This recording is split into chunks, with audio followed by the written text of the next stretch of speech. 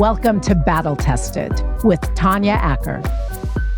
I think when you're going through something challenging, whether or not it's personal or professional or political, something that you're seeing on the world stage that makes you uncomfortable, it's therapeutic to think about a battle that came before and take some solace in it, take instruction from it, take a lesson from it. This is why I really like the documentary, The American Revolution.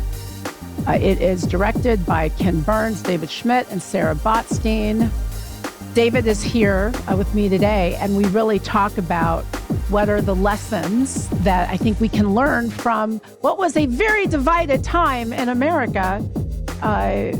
What are the lessons that we can learn about that moment that are applicable today? It was a very divided time. It wasn't like people just wanted to go hold hands and be Americans. Americans were like bludgeoning each other over this question. So division then, division now. We learn things, we get better, we are battle tested.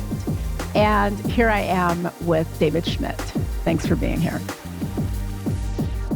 David Schmidt, welcome to the podcast. I am so excited that you're here. This is a real thrill for me. I'm really excited to be here too with Judge Tanya Acker of Hot Bench. One of those great shows. Yeah. What? It always told me I was late to work and I needed to go when you came on. I wanted to keep watching, but it was clearly 9 a.m. and I needed to get going.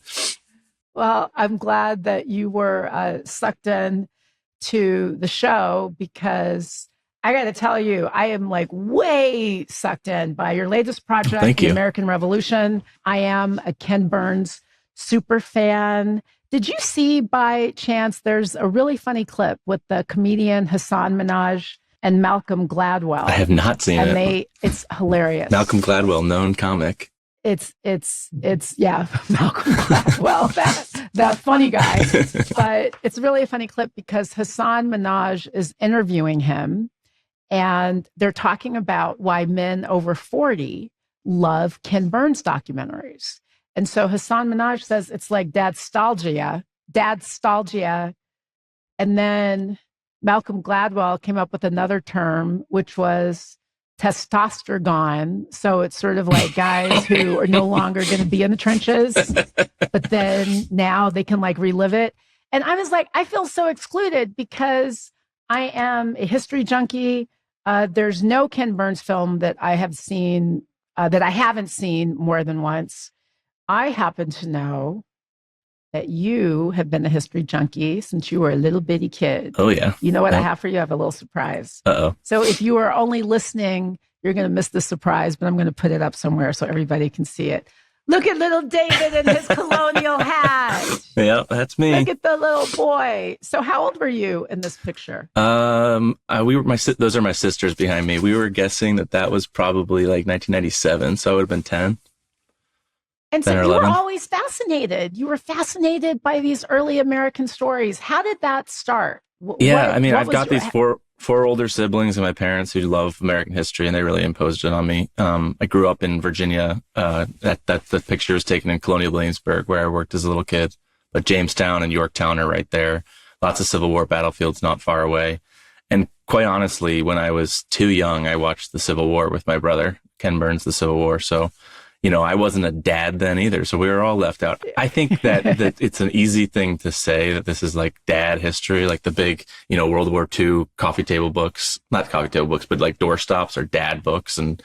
But I think that's not fair to the history. This stuff is just interesting for all of us. It's not just for dads. And I think some of the most rewarding, like little sentence long reviews that I've seen online for our film are from 30-year-old women saying, I'm turning into my dad because I love this.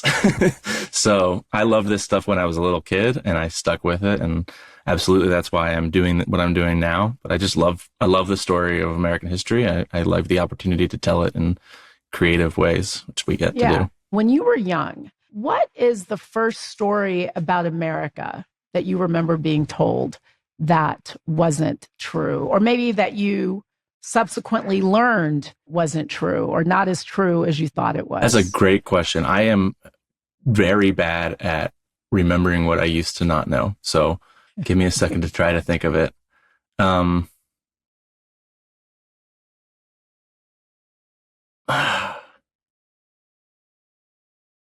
I guess the first Thanksgiving, I suppose, and it's not that it's wrong, but it's certainly an incomplete story about this almost a kumbaya moment that we're taught of when we're little kids. And we certainly all learned about it in school and, used our hands and traced them to make turkeys. And I think we even had, arts and craft feathered headdresses back when I was doing it. But that story is incomplete at the very least. You and I grew up on opposite sides of the country, but we had exactly the same curriculum when it comes to that, because it's true. Like there is, like when you're young, and I guess there's also a question of what you expose young people to when they're young, like how much do you need to tell them? Maybe we can get into that in a little bit, but you studied a lot of Native American history when you were in college. And in fact, one of your professors and mentors figures prominently in your latest film. Why were you so compelled by the Native American story? So Colin Calloway was somebody I met during orientation before I started college. I was at Dartmouth College and he was a professor there. And he's from the north of England. And I remember, grabbing like little Dixie cup soft drink and going over to talk to him because why not? And because he's the only person there that wasn't, 18 years old. And I wanted to learn a little bit. So I went up and talked to him. I said, hey, I'm who I am. He listened to him talk. I hear his accent. And I'm like, okay, well, what do you teach? And he's got this, of course, this North English accent. He says Native American history. And I'm thinking like, what? And so I asked him about that. And he's pretty, I'm sure he's used to hearing why a lot to that question. He said, sometimes it takes an outsider to really get at what's going on there. And I think that's there's a lot of truth to that. So I really loved talking to him. I ended up taking 3 classes with him at Dartmouth. And in each of them, he really instilled in every lesson, but particularly on the first day, American history doesn't make any sense without American Indian history. And that's true always, but it's not really ever more true than with the story of the American Revolution. There are a lot of things that this war was about, that this revolution was about. One of the major things for everybody is the future of the continent and what's going to look like, who it's going to belong to, who can be part of it, what government will be there, how far is this new United States going to extend, all of those questions. And British people are worried about it, the colonials are worried about it, and certainly the Native Americans are worried about it. The American Revolution is also all those other things we know it is: independence, creation of a republic, the union of the states and all of that. And those are incredibly important. And what we recognized is that the Native story, there's a lot of Native people who take up arms in this conflict on one side or the other. And to them, the revolution is really in many ways about where they stand in the future of the continent and see where it's heading and what's their best chance to protect their own sovereignty and independence. That was pretty clear early on. And we just wanted to make sure that other people watching the film felt that throughout. I think that is really potent in the context of the way that you tell this story, because I think that we often learn about the revolution, maybe in the next part of that class where we hear about the Kumbaya first Thanksgiving. We often understand or process the American Revolution as a conflict between Americans and Britain on the other side. But there were so many more threads. And the way that your latest film, The American Revolution, digs into that is just absolutely brilliant. So, there's a line, just going back to the Native American question for a moment. There's a line by, I forget which professor or author in the film. And she says that the American Revolution wasn't just a war against empire. It was a war for empire. And really brought into sharp relief a lot of the conflicts between the colonists and the Native Americans. I mean, they weren't just fighting because they wanted to be free from Britain. They were fighting because they wanted the land. And Britain said that you can't settle this land because it belongs to somebody else. Expound a little bit on that. So that quote's from Kathleen Duvall, who, between when we interviewed her and when the movie came out, won the Pulitzer for a book on Native nations, which had not even been published when we interviewed her. So she's doing pretty well for herself and super well deserved. But I think the point that she was making and that you're repeating here is, and again, the American Revolution means all sorts of different things to different people.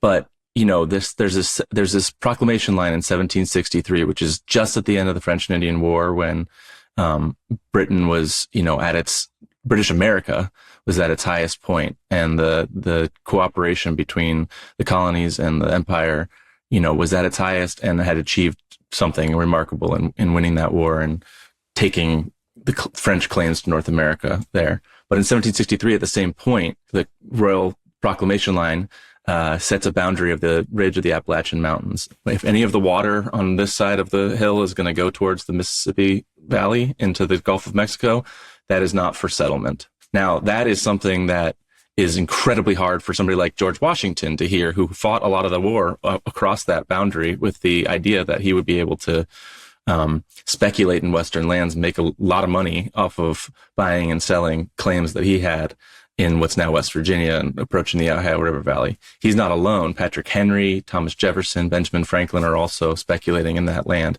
And then there's a sea of people, both who were born in North America and who are coming over from Europe, who want to seek out opportunity over there. They felt in many ways that war had been fought to gain access to that land in the fertile Ohio River Valley. That is now being denied them. That is not why they went to war, but it is a moment of division between what had been this united kingdom, the united empire. And it's the beginning of when these really powerful men and many, many poorer people who will end up joining the coalition that wins the revolution, but 12 years before the war starts, are beginning to say, I'm not sure I agree with what Britain's doing here. Later on, when they're offering, when they're trying to get people to join the war, they're offering them land. Nobody has claim to that land yet. So they're promising them 100 acres of Indian land. That is basically leveraging the war effort. You have to, you're like taking a loan out on the future expansion of the country in order to pay to win the war. So it becomes this, it's not necessarily like, I don't think average Joe who's signing up for the Continental Army is thinking, I'm doing this to take Indian land in Ohio. He's thinking, where's my opportunity in this country? Oh, I'm going to get land. But the Continental Congress is basically giving him promises in land that they don't have yet. And so future expansion of Indian land is bankrolling in some cases the war effort. I think it's important to point those things out, not to suggest that the founders were any more self-interested than anybody else. We all kind of are. But there really is a tendency, I think, to kind of turn them into these selfless immortals who are fighting for this vague idea of freedom because they wanted to create this united territory, when in fact, a lot of the interest in fighting Britain, as you point out, was dictated by self-interest. And relatedly, there was another sizable group of colonists who said, I'm on nobody's team. I'm just trying to go to work. This war is not my business. And certainly I think that resonates with a lot of people today. Totally. Like when they, right? Like they're like, I got to protect my space. I got to protect my mental health. Can't watch too much news. These are other people's fights. I feel that myself personally. And I will also say that the last film so there's 3 directors on this film, Ken Burns, Sarah Botstein, David Schmidt. We've all worked together several times, but the last time that the 3 of us worked on a project together was with Lynn Novick on the Vietnam War. And that exact same, some people are for South Vietnamese government, some people are against the South Vietnamese government, and most people don't want anything to do with this war in Vietnam. It's just a human thing. Yep. You can see most people just want to get back to their farm. And what was the experience, if you don't mind sharing with people who haven't yet seen the film, which you should, it's on PBS, watch it immediately several times like I have. What was the experience of people who were like, I just want to sit it out? Like, I just need to, like you said, I want to tend the farm. I want to mind my business. I'm not trying to fight anybody's war.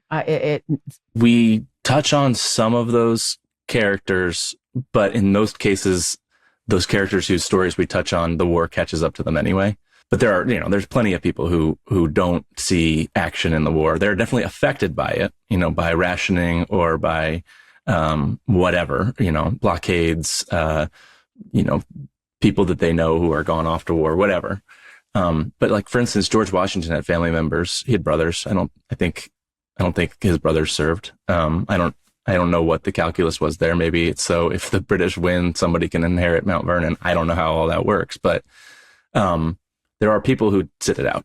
What we found very interesting about this war in particular compared to America's other wars, with an exception with the Civil War, but is at least of the 20th and 21st century wars, this happens in the United States. All of the major cities on the East Coast, New York, Boston, Philadelphia, Charleston, Savannah, are occupied at some point or another by the British Army. There's battles in almost every state. There's battles over the Appalachians, as we were talking about earlier. There's conflict on the Gulf Coast. There's conflict in the Caribbean and overseas. I mean, there's an argument that the American Revolution is fought on the Indian subcontinent. This is just really wide ranging. And at some point, it lasts a pretty long time too.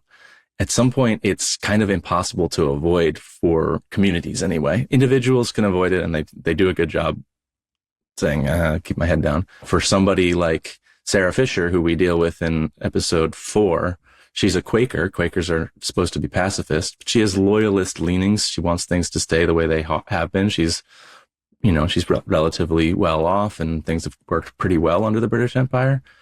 But anyway, neutrality is not good enough in colonial Philadelphia. I mean, in revolutionary Philadelphia. And so she and her husband is imprisoned for his loyalist sympathies and sent off to Virginia. People, and he comes back and he lives, and that was not good for them. People had it much worse, and certainly loyalists are doing this to patriots. Patriots are doing this to loyalists, and it gets worse and worse as the war goes on too. It's tough. There's a lot of revenge killing. I feel like I've read a decent amount, not a whole lot, but the way like an amateur hobbyist historian might about the Revolutionary War. But there are some things that this film really focuses in on that I don't think I paid a lot of attention to before. And one of those things was the violence in the colonies. Someone's accused of loyalist sympathies. Their property seized, people are fleeing. There's something in New York. And I think that this prison was established just before the Brits took it over or won it from loyalist forces.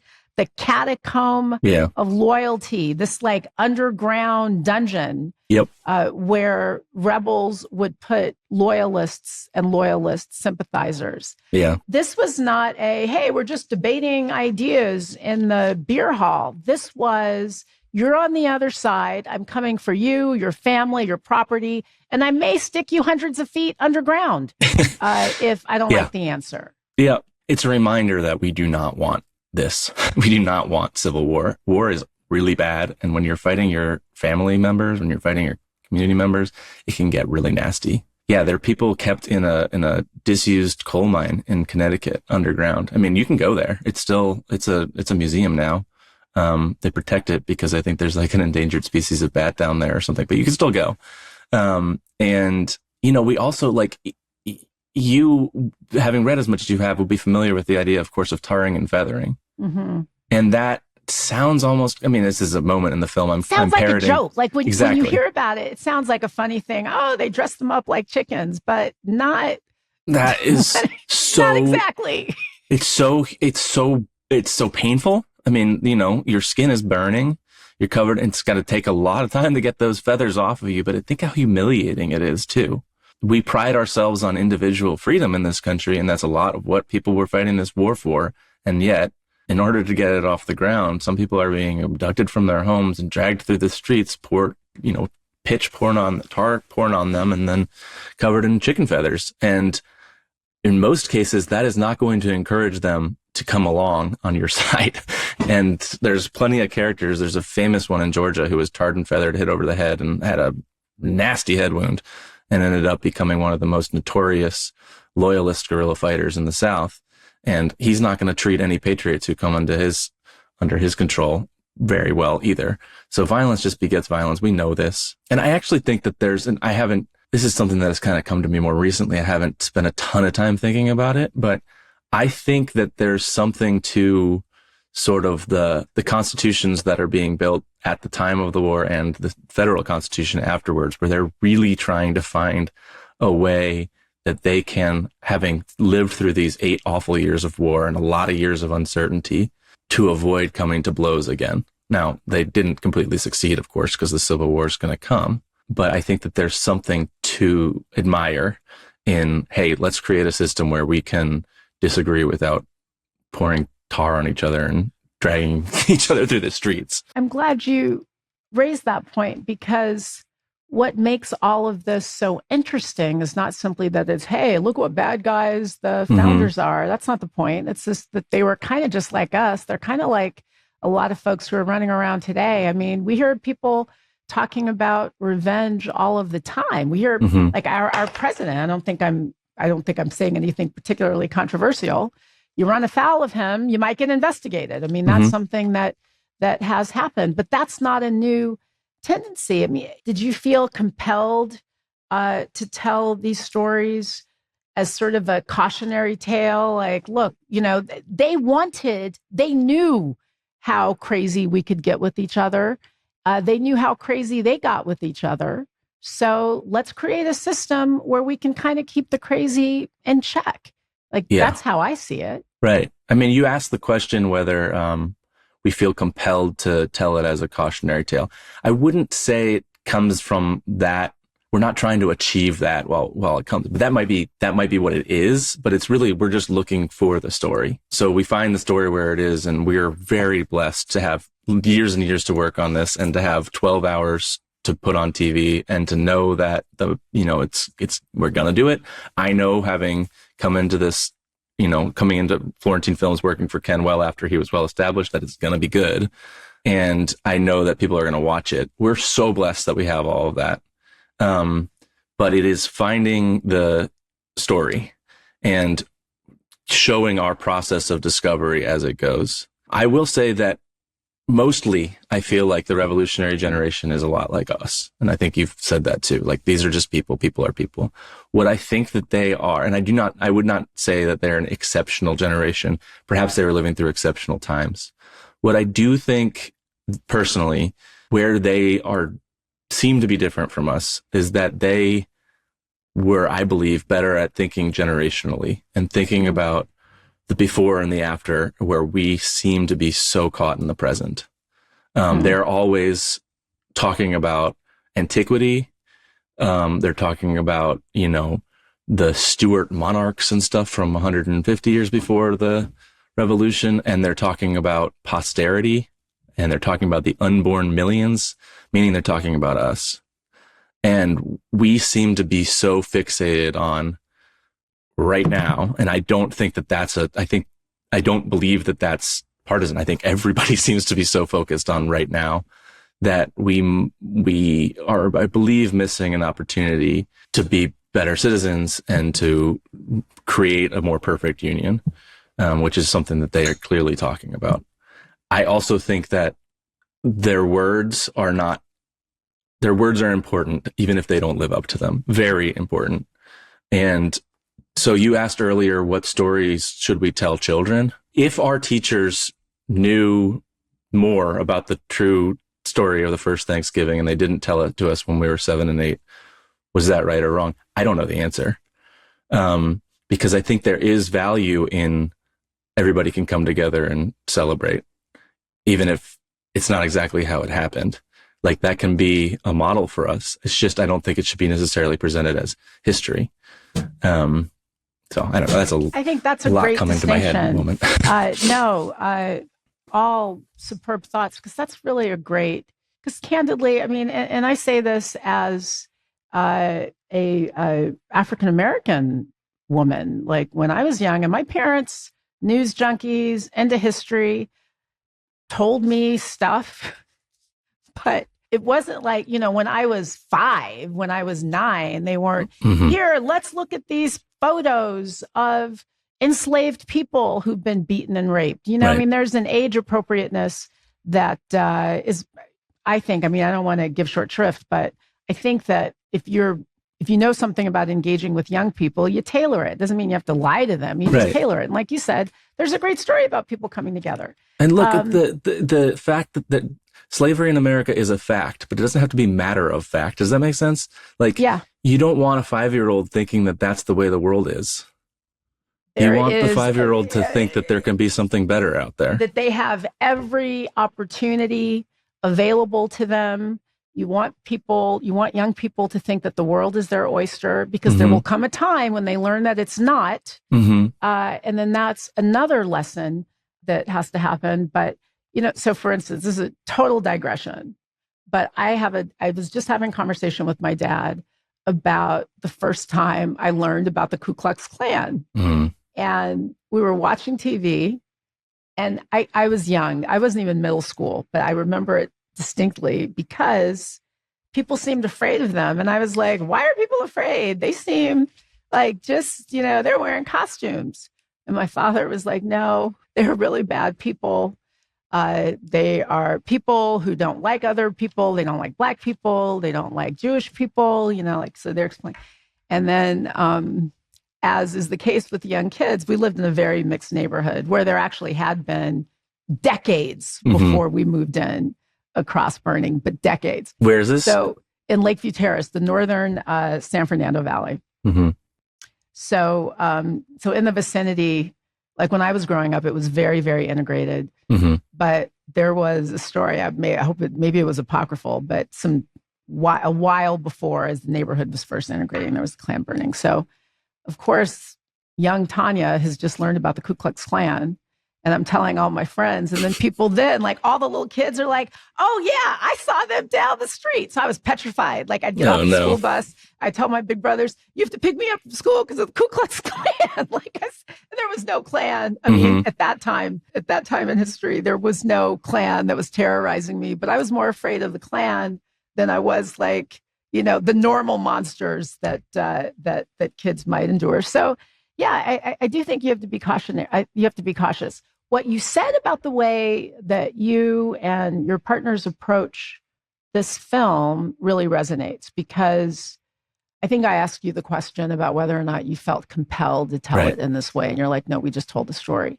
And that is something that really shines through, is that it's sort of, I don't mean to be cliched, but it's kind of like you're saying to your audience, here are the facts. Yeah. And there are many conclusions you can draw from these facts, but it doesn't proselytize.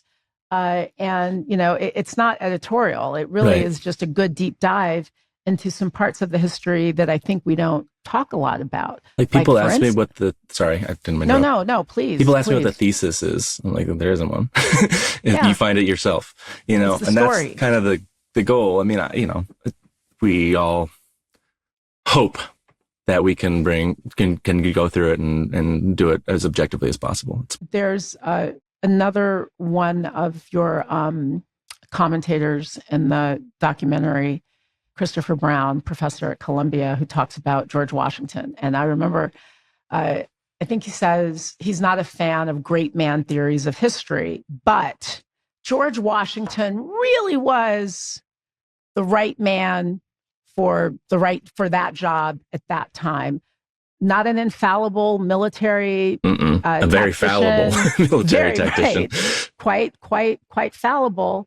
But why would you say he was so temperamentally suited to lead the troops? Because I think right now something that people focus on is, temperament, the temperament of our leaders. What do we expect? What do they need to project and show us in order to inspire the confidence to actually lead? What do you think it was about George Washington that made him so temperamentally well suited to lead us through this war? I mean, let me just cross a couple things off first before getting to temperament. Like he checks the boxes of what,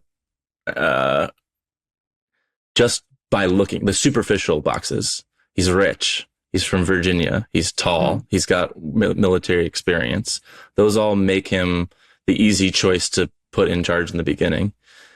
And then, I think the rest of it, he kind of picks it up as he goes. When he gets to Boston, he thinks nothing of the New Englanders, and he comes around on them. When he gets to Boston, he can't believe that there's black people in the service, and he realizes before too long that he was wrong about that. And so I think that is the temperament he came in with, and Jane Kamensky says this in the film, that one of the most important characteristics an insurrectionary leader can have is that they can change themselves and get better and not be so fixated on being right from the start, but realizing you might have been wrong and let's adjust. And so early on, he wants to take it to the British. He never quite loses that appetite, but he's smart enough by the middle years of the war. You don't need to beat them. You just need to endure. So there's all of that in him. He really wanted that great big victory, but he was humble enough ultimately to realize that's not what it was going to take. And also, look, nobody becomes president of the United States or commander-in-chief of the army or all of the things that George Washington was without being pretty sure of who you are and proud of who you are and a bit narcissistic, I'm sure. But he also was humble enough at the same point or maybe he was just so confident in who he was that he could have really talented people around him. So he could look at somebody like Nathaniel Greene and say, I need to trust this man and I need to give him lots of opportunity. And I don't mind being outshined by him. I don't mind being outshined by Benedict Arnold, who maybe didn't have the best temperament to be given all that command, but, shown for a long time, as a general in the Continental Army. And some of that was Washington sending him on these ridiculously tricky campaigns. But I think that it's that sort of thing. It's seeing subordinate talent and elevating it and just holding on and also being a really good administrator. So I think he was not a particularly great general in the tactical ways, but he was an incredible commander, and he kept things together in dark years of that war. And confident enough to change his mind and admit when he was wrong. As you point out, he was a Southerner. He owned humans. One of the richest men in America. People. Yeah, one of the richest men in America. Much of that wealth is in people or in land or in Indian land. And in fact, when and I want to talk a little bit about how the British sort of used the lure of emancipation to try to undermine the rebel forces, not because they particularly cared about Black people, but instead it was a strategy. But going back to George Washington, so, he shows up, he's a Southerner, there are Black folks fighting, he thinks this is an abomination. He changes his mind because, one, there are Black war vets who are like, we want to show up and fight, the troops are needed, and there were folks, Black people, who had fought, who were willing to fight, who were incredible military, who were incredible soldiers, and we couldn't afford, I say we like I was there, but we couldn't afford not to have that talent. But he also changed his mind on something that also feels a little bit relevant today, and that was on vaccines, inoculation. There was a smallpox outbreak, and at first he's like, I can't afford to lose the forces. I can't afford to get people inoculated. But then why does he change his mind on that? I think it was just so bad that he needed to try something. And I think maybe they were also at a point in the war when the campaign wasn't going. So here's a few weeks where we might be able to sit down. And so the deal with inoculation is you have to quarantine people right after they get there.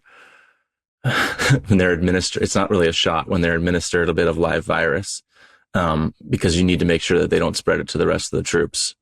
So it requires not being on the run as he was through the last half of 1776. It requires having, a camp that you can have that's relatively safe and protected and not going to be exposed. So he couldn't have really done it at New York because the British could show up at any time. So there's that too. Like, it's not just like, oh, I changed my mind. It's like, it wasn't possible before. It wasn't tactically possible. But as they they had to keep rebuilding the army every year because some of these enlistments were only for till December 31st, which is why there's the Battle of Trenton on December 26th, is because a lot of people are leaving the service the next week. Or the previous year, there's an invasion of Quebec City on December 31st, the last day they could before most of the soldiers were going to depart. Anyway, the following year, they're going to rebuild the army. So as people come in, he insists you're going to have to get inoculated. He knew he would have wanted to do it earlier. He knew the dangers of smallpox. He had smallpox, and he understood that inoculation was a great tool, but it was a challenge to do in a makeshift army. When they first started this military engagement, they weren't necessarily trying to be independent. I mean, I think that George Washington described it as a loyal protest. They wanted the king to say, hey, Parliament, stand down, but they weren't necessarily seeking independence. It's almost like they were kind of thrust into it because the British were being so heavy-handed and really undermining things that they believed in, like slavery. I mean, I think the British were worried that they were going to try to be independent from the start. And I think there were probably some patriots, particularly those Adamses up in Massachusetts, who would have been happy to be independent. But that wasn't the stated war aim at the start. The stated war aim at the start was to liberate Boston and get things back to the way that they had been back in 1760 when we were happy under the British Empire. And it's the conditions of the war. It's what it takes to win the war union of the states is required to win the war. Declaring independence is required to get the foreign support that it might take to win the war, but also to, hey, what are we actually fighting for? Gives you a reason to fight. And then the Republic and the Bill of Rights and all of that are outcomes of the promises that were made to the people who won the war, the rank and file people. So all of those, none of those were war aims at the start of the war. They're incredibly important outcomes of the war. But that is something that I totally didn't understand, I didn't even understand is the right word, just hadn't really faced until digging in deeper to studying this war. And the way that the British really played on a lot of the internal tensions over slavery, for instance, it's so interesting. Yeah. And you talk about this in the film about how, so in South Carolina and a lot of the southern colonies, they weren't necessarily into the whole revolutionary cause at first, but then Britain says, oh, we're going to free your slaves. And then slaves and enslaved people in South Carolina start saying that, chanting liberty in the same way the white folks are. And they're like, oh, hold up. Too much. I mean, there's a lot of debate about a chicken and an egg situation here. And there are plenty of people I've talked to who will tell me that Dunmore's proclamation, which offered freedom to enslaved men belonging to patriot owners if they bore arms against their rebel owners. There are many who will say that inspired a lot of white colonists to rebel, and there are many who say that that's BS. So all I can say is that happened. What can you say? What do you think? Well, I would say that there was already a war. There were already patriots. There were already rebels. Some of the wealthiest of those patriots had already clearly chosen the side of the rebellion. Thomas Jefferson, George Washington. Farther south, Henry Lawrence is definitely a rebel at this point, and he's the biggest slave trader, one of the biggest slave traders, if not the biggest, in the South. And I also don't think it's just the South that is affected by Dunmore's proclamation. I think it draws a pretty clear line. And I think that particularly for enslaved Virginians, it makes this war about slavery for them. It makes them much more likely to try to make it to the British. And I think it probably hardened some people's opinions who may have already been leaning or fence-sitting or whatever to choose one side or the other because, hey, you're making this about my day-to-day life, whether they're enslaved or an enslaver. Like what does it matter to me? Which most people probably thought until 1775. This doesn't matter to me. I'm just going to keep my head down. Now it matters, right? So they might choose one side or the other. What it does is it brings the war to Virginia. The war had only been in Boston. And so it's making people take a side. I don't want to speculate necessarily on whether it's the reason that people came to, it's definitely the reason why a lot of black people joined the war. There's no question about that. Whether it's the reason that a lot of people turned patriots, I think that that's a little bit more questionable. but it is, I think, incontrovertible that it made people make a choice because the war was there when it hadn't been before. Fair enough. I really, do you see how I like just very deftly tried to draw that conclusion and state it like a fact, like a lawyer? No, not I mean, historian, you're probably familiar with the 1619 Project. They got into hot water for being unequivocal about saying that the revolution was about slavery because of that proclamation. And the problem that I saw with that was that it was just too categorical. There's way too many reasons why people might join or fight against the revolution. And that is certainly a factor. If I had to describe one unifying theme, like something that unites all Americans then, now, irrespective of demographics, it is people have an expectation that nobody can just tell them what to do without a good reason. At the beginning of the revolution, like they were mad about the tea, not because they said we never should pay a tax on tea, but it was like, you're imposing these taxes for no good reason. We haven't had a voice in it. And so there were all of these sort of different threads that were running through the colonial sensibilities at the time. But something else you said that I think is just fascinating is you distinguished the revolutionary generation from us, in that what you suggested was that they were more attuned to the future, like they were thinking generationally and not so much in the moment. I think it's in the first episode of the American Revolution that you explore that there was this dialogue and conversation happening about liberty and rights. People, certainly at least free white people, they seem to be, and tell me if I have this right, they seem to be broadly, not entirely, but broadly literate. There was a civic engagement that seemed to have made its way all the way down, to the beer room. Alan Taylor says in the film that the population of colonial America was the second most literate society on earth after Scandinavia. Wow. That is something that I did not realize, and that had actually made our job a lot easier because there's a lot of people left a lot of records about what they were thinking at the time or what they remember of the story. But they were, and not just those men with powdered wigs in Philadelphia, but a lot of people were talking about liberties and rights and the rights of the individual, and they like, independence and freedom and liberty and rights, those all mean, and powers, those all actually meant different things to them, and they are all kind of abstract to us and just kind of mean, like, what does liberty actually mean when you see it on a quarter? Like, it actually meant something to them. And it is what you said at the start, like, nobody can tell me what to do. One thing that I think is really fascinating is we have this quote of George Washington about the time of the First Continental Congress saying, we have to do something, otherwise we will become as much victims of the arbitrary sway of the Parliament as the blacks we rule over with such arbitrary sway. And people might see that as hypocritical. I don't think so. I think he sees what other humans are suffering, and he doesn't want that for himself.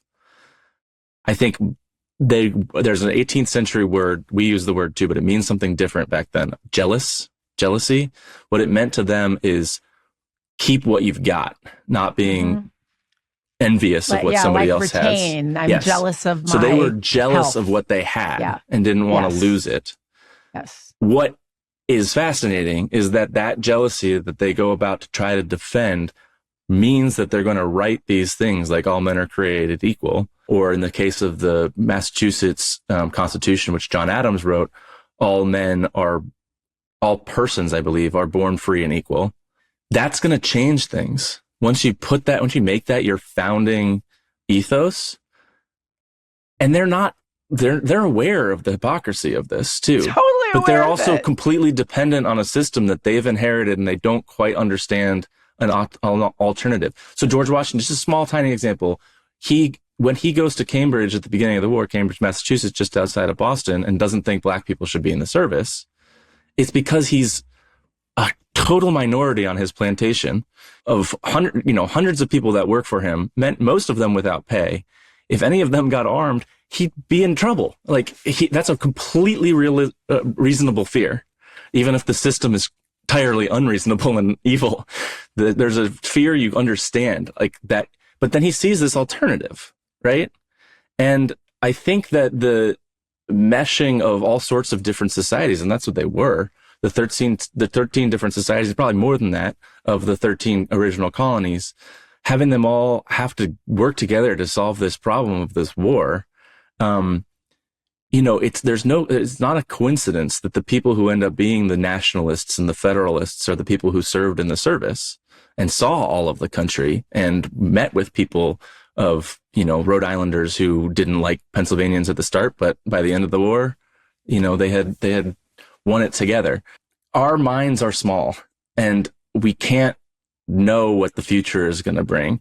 And there is something to just getting the ball rolling. And I think as hypocritical as they may have been, if particularly George Washington, if he owned all these people and took all this land, he is not entirely self-interested. He put a lot on the line, and he started something that ups and downs and fits and starts and all sorts of trouble, had a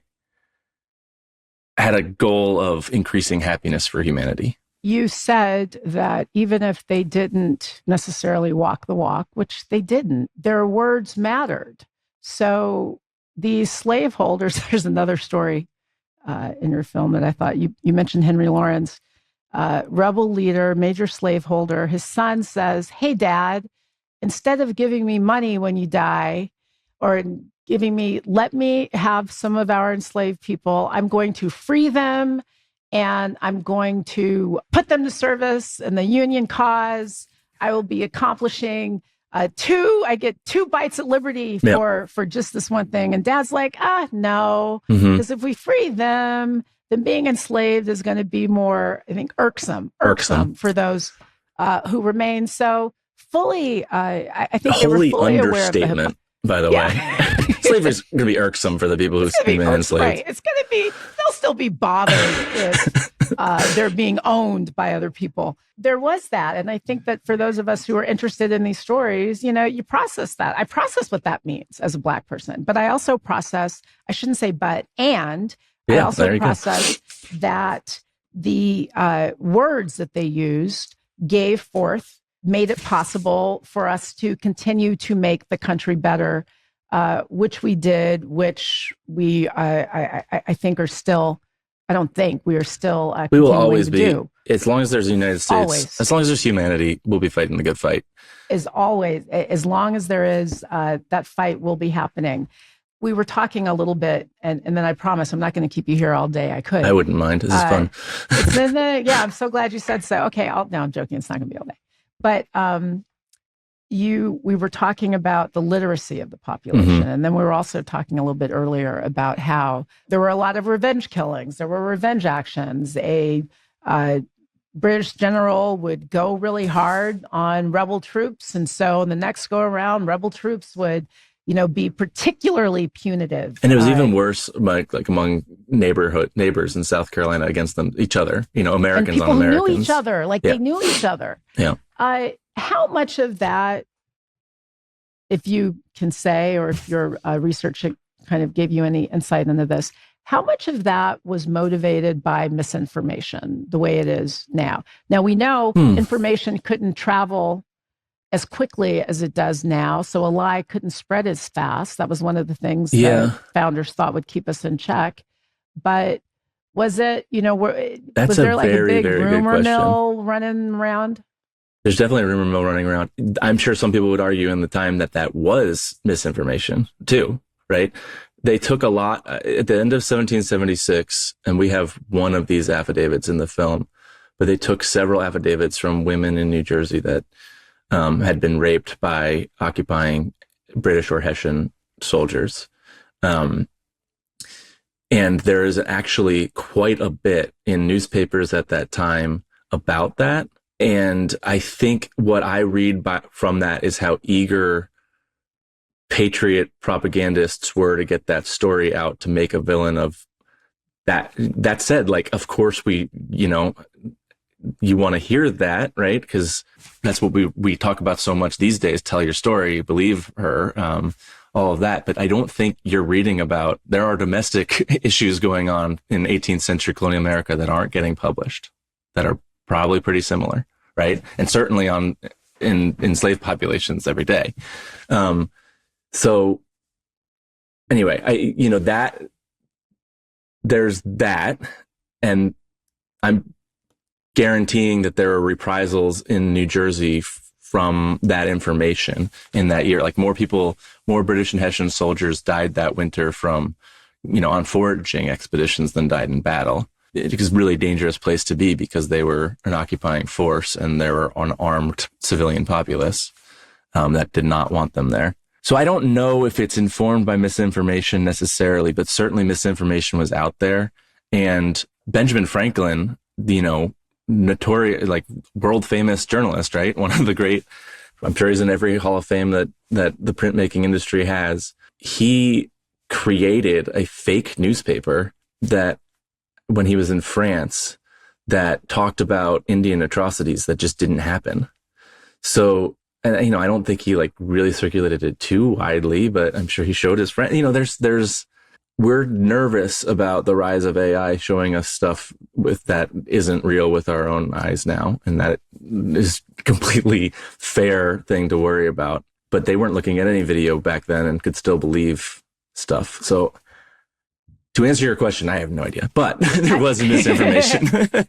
I think it's just important to talk about some of these things because, let's not deify them. Let's not make it sound like they are better than we are and that somehow we just disintegrated morally and ethically. I think we've always been, people are complicated and relationships in America have always been complicated. People like to say warts and all, though, when they talk about history, and that's great. But I also think there's plenty of people I know who only want to talk about the warts. Come on, we got more here. Let's just see the big picture. Right. So for that story about Benjamin Franklin and his paper of fake atrocities, yes, that's a terrible thing to do. And it sort of gave rise to a lot of anti-Native American propaganda, which we can and should. We can condemn that. But what I don't understand, and what I think that films like yours really give us an opportunity to do, is to hold two ideas in our heads at the same time. Yeah. It is absolutely possible to condemn the enslavement of humans, to condemn the way, some of the first enslaved people to seek freedom were George Washington and Thomas Jefferson's, were folks who were on those plantations. So we don't have to minimize their experience or act like they didn't exist. I also think we don't have to suggest that George Washington, I'm glad he won. Glad the war worked out the way that it did. Or at least I say that now. We can hold two things at the same time. Jane Kamensky has an incredible essay about shame and veneration are two sides of the same coin. Neither of them is actually all that useful. Wow. You can completely abhor the act, as you should, and often in cases, and you should maybe venerate the creation of whatever.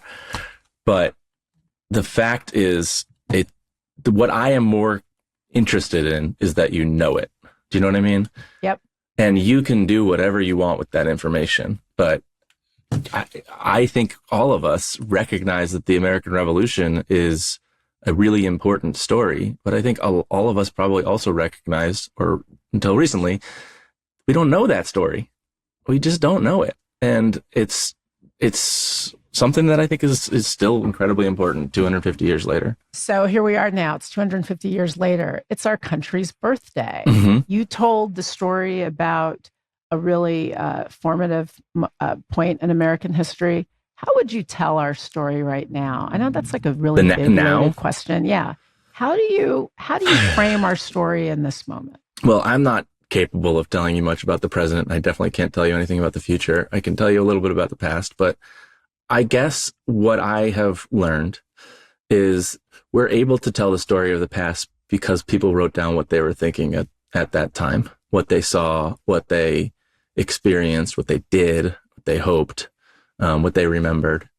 And so the way that I would try to tell a story, I wouldn't try to make it everybody's experience right now. I would just say, this is what I'm living through. This is what I think about this. This is how this makes me feel. And today, my 3-year-old son went to a naturalization ceremony, and I didn't get to go with them because I was busy, but my wife and he went. Her friend was becoming an American citizen, and they talked about how moving that was. Even the 3-year-old, I don't have to do that because I was born in the United States. And he's waving a little flag, and he's got some red, white, and blue beads. And, the judge who swore them in had a really impassioned speech about what it means to become an American citizen. That should not be lost to us just because the news is frightening. But we also should recognize that history doesn't just happen. It's made. And this story, I think, is as good an example of any of what people who might under other circumstances not do much together did together to create something that we're still living in and wrestling with. That's one of the things that I find particularly potent about the telling of the way you tell this story of our founding. A bunch of divided people, some of whom didn't like each other, didn't have a lot in common, of different motivations, came together to do a thing. They were complicated people, and in many cases, they did horrible things like own humans, but they created a structure where their words were better than their actions, fortunately. And we all benefit from those words, and we'll continue to, in order to make the country and to continue to create the country that we all want and deserve. Yeah. So, wow, David Schmidt, this was so fun. This is really fun. What's the next documentary, if you know? I'm going to be working. Or if you can tell me. I can. I'm going to be working with Ken and Sarah again, with Jeff Ward, our writer, and with Lynn Novick again. We're going to be making a documentary about Lyndon Johnson and the Great Society. So finally leaving the 18th century. I've been there for a long time, but some of these ideas that were 18th century words like commonwealth and the greatest happiness for the greatest number of people are certainly concepts we're going to be exploring again. Now that is going to be a good one. I mean, we were just talking about this, but folks, look at somebody like Lyndon Johnson, certainly not a perfect person in word or deed when it comes to race, but he made a Civil Rights Act happen. I mean, really his actions, I think, are those from which many of us have benefited throughout time. Wow, David Schmidt, you are fascinating. The latest film, The American Revolution, is incredible. I strongly recommend it. It's just a good way of not just getting a sense of where we come from, but I think it tells us a little bit about who we are right now. Yeah. So thank you so much for being here, Tanya, my friend. I hope you'll come back. I would love to anytime.